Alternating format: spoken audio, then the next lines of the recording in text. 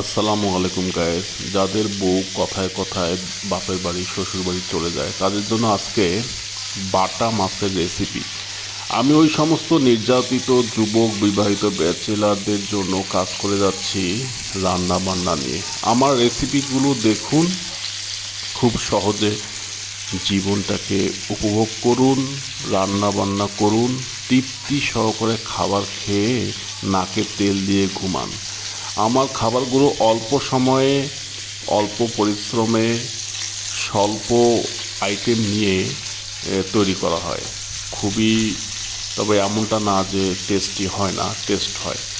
তো আমার ভাই ও বোনেরা, শুধু এটা ভাইদের জন্য বলছি না, বোনদেরকেও বলছি, আপনারা এগুলো ফলো করতে পারেন। যারা কর্মজীবী নারী আছেন তাদেরকেও বলছি, আমার রেসিপিগুলো খুবই চমৎকার, ট্রাই করে দেখতে পারেন। একবার টেস্ট করে দেখেন, লাইক কমেন্ট শেয়ার দিয়ে পাশে থাকেন। আর আমার চ্যানেলে ভিডিওগুলোতে গঠনমূলক সমালোচনা করেন। আজকে বাটা মাছের রেসিপি।